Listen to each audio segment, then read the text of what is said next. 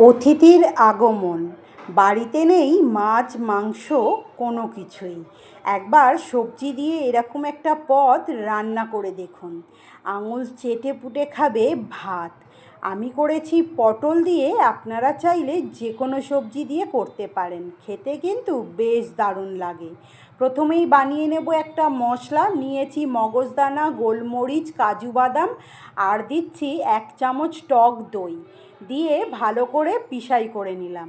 এরপর আমি 3 চামচ টক দই, তার মধ্যে নুন, চিনি, দিচ্ছি জিরে গুঁড়ো, দিচ্ছি ধনে গুঁড়ো, দেব সামান্য ঝাল, ঝালটা নিজেদের স্বাদ অনুসারে। এরপর আমি দইটাকে খুব ভালো করে ফেটিয়ে রেখে দেব। দই আমাদের ফেটানো হয়ে গেছে। এরপর কড়াইয়ে আমি তেল ভালো করে গরম করে নিয়ে পেঁয়াজ বেরেস্তা করে নেব। পেঁয়াজটাকে পাতলা পাতলা করে কুচি করে নিয়ে ভালো করে লালচে করে ভেজে নিয়ে বেরেস্তা রেডি করে নিলাম। এরপর আমি কড়ার মধ্যে দিয়ে দিলাম একটু নুন। নুনটাকে ভালো করে এদিক ওদিক চালিয়ে নিয়ে দিয়ে দিচ্ছি পটল। এই রেসিপিতে পটল হলে ভীষণ ভালো লাগে, আর যদি পটল খেতে ইচ্ছা না করে নিজের মনের মতো সবজি দিয়েও করা যায়। পটলটাকে আমি বেশ লালচে করে একটু ভাজা ভাজা করে নিলাম। পটলের মধ্যিখানগুলো একটু চিড়ে চিড়ে দিয়েছি যাতে মশলাগুলো খুব ভালোভাবে ভিতরে যেতে পারে। এরপর আমি লালচে করে পটলগুলো ভেজে তুলে নিচ্ছি, তবে আমি এই রান্নায় হলুদ ব্যবহার করিনি।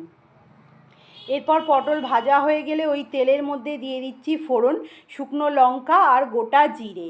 গোটা জিরে শুকনো লঙ্কা ভাজা হয়ে গেলে যে মশলাটা আমরা পেশাই করে রেখেছিলাম সেই মশলাটাকে দিয়ে লো ফ্লেমে খুব ভালো করে নাড়াচাড়া করে নিতে হবে। বেশ ভালো করে 5-7 মিনিট নাড়াচাড়া হয়ে গেলে দিয়ে দেব যে টক দইটা আমি ফেটিয়ে রেখেছিলাম। টক দইটাকে দিয়েও লো ফ্লেমেতে নাড়াচাড়া করতে হবে। এই সময় পুরো গ্রেভিটাই লো ফ্লেমে করতে হবে। লো ফ্লেমে করলে টক দইটা ফেটে যাবার কোনো রকম ভয় থাকবে না।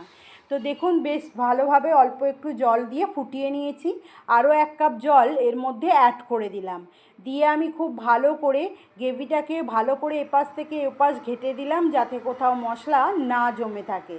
এরপর আমি দিয়ে দিচ্ছি ভেজে রাখা পটল। ভেজে রাখা পটলগুলোকে দিয়ে আমি লো টু মিডিয়াম ফ্লেমেতে বেশ ভালো করে এটাকে ফুটিয়ে নেব, যাতে পটলটাও হয়ে যায় সেদ্ধ আর গ্রেভিটাও হয়ে যায় খুব ভালোভাবে। পটল আমাদের হয়ে গেছে সেদ্ধ এবং গ্রেভি হয়ে গেছে রেডি। এরপর পটলগুলোকে উল্টে পাল্টে দিয়ে আমি দিয়ে দিচ্ছি চিড়ে রাখা কাঁচা লঙ্কা। কাঁচা লঙ্কা এই রেসিপিতে দারুণ লাগে খেতে, একবার অন্তত বাড়িতে ট্রাই করার অনুরোধ রইল। দিয়ে দেব আমি গরম মশলা গুঁড়ো। গরম মশলা গুঁড়ো দিয়ে ওপর থেকে বেরেস্তা দিয়ে গ্যাসের ফ্লেম অফ করে ঢাকা দিয়ে 5 মিনিটের জন্য রেখে দেব। 5 মিনিট পর সার্ভ করলেই রেডি আজ আমাদের পটলের দারুণ একটা মহারানির রেসিপি। একবার অন্তত বাড়িতে বানিয়ে দেখার অনুরোধ রইল। ভালো লাগলে একটা লাইক আর কমেন্ট করে আমার পাশে থাকার অনুরোধ রইল। টাটা।